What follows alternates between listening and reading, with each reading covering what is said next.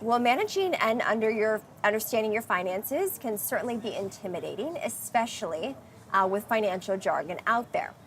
Now, my next guest is a certified financial planner and creator of Empowered Planning. She's trying to change the world with her new book called Investing in Your Superpower.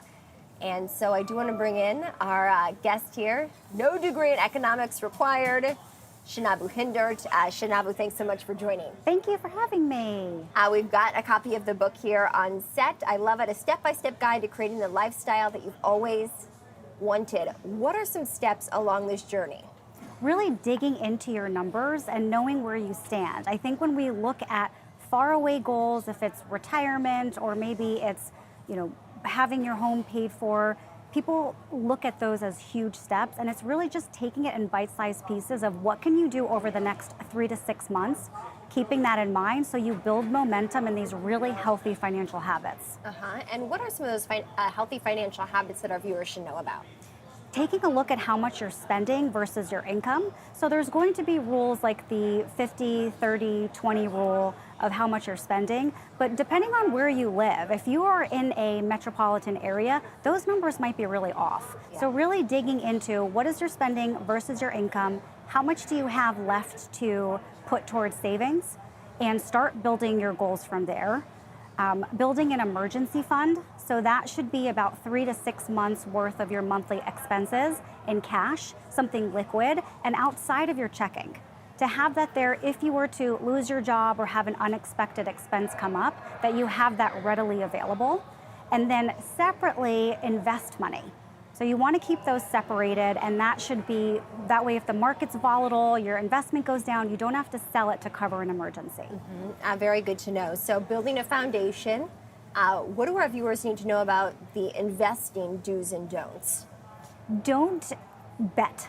So I would say a lot of people just are like, well, what should I buy? Go in. They have, if you are new to investing, they have either exchange traded funds or mutual funds that have what are called allocation funds. So they'll maybe have 70% stocks, 30% bonds. So you don't have to go in and build your own portfolio. I wouldn't pick one investment and just let it ride. You want to know that it matches up with your time frame of when you're going to use the money, your current financial situation, if you have savings or not, and then what's your tolerance to risk. If you invest that and the market's volatile and you go, oh gosh, what I do, and you sell it, that's not doing you any favors. So you want that to align with your personality. So I would like to talk more about that risk assessment, because you mentioned volatility, and certainly these past 4 weeks, I would say we've seen the market, after what had been pretty much a very healthy climb higher, witness about a volatility, and as I mentioned at the top of the show, still kind of, at least for now, a wait and see approach. So as someone thinks about kind of developing that risk tolerance, what should go into that decision? The time frame of when you're going to use the money. So I wouldn't invest, by investing I mean have stock heavy investments if you're going to need that money in the next 2 or 3 years. If it's a longer time frame, this is a really good way for you to understand how the market works, because it's going to be something you're probably going to rely on when you retire, that you don't want to be learning about volatility when you're no longer driving income. You want to see, like, how did I respond? Did I have the inclination to sell? Should I have? And really experience yourself as an investor and stay the course, again, as long as you're not betting just in certain areas, but to stay the course with that investment. Stay the course with those big picture goals, right? Yes. Yeah, I think that's definitely an important takeaway, and with all the volatility that we've seen since COVID, a good reminder to our viewers as well. Talk to me about some of the principles or strategies that every investor really kind of needs to know as they embark on their own journey. I think one great thing to know is really sit down and define your goals of what they are, and don't be shy about it. Because we're not necessarily only focused on retirement, it's okay to have 10 goals. It might be paying for your kids to go to college. We'll need new cars throughout our lifetime. You might want to go on vacation. There might be self-care. To really identify what those goals are and see, how do you get there? Is that setting it up or an automatic deposits, treating it like a bill, so every month you have 5 separate goals that you're putting in $100 to those? Also saving for retirement. You want to save about 15% of your gross income towards retirement, but identifying what those goals are, and then you can turn them into reality. I think when we don't look at them all together, and we just focus on one, we feel like we can't have other things, but it's just because we haven't sat down and done that. And partner with a financial advisor, because it is hard to imagine all of those things on your own, but there's a lot of really great financial tools and software that can look at your growth of income, it can look at inflation, it can test the markets and say, what is the likelihood based on how much you're saving, how much you're investing, what the stock market will do, that you can actually hit that goal. I'd like to get your take on owning a home, if that is a goal for our viewers, because I read a headline over the weekend that the American dream of buying a home is much tougher for a younger generation left behind by inflation and just higher asset prices really across the board. What would you tell our viewers if a home is one of their goals, but they aren't necessarily confident that they can get the money that they need to reach it?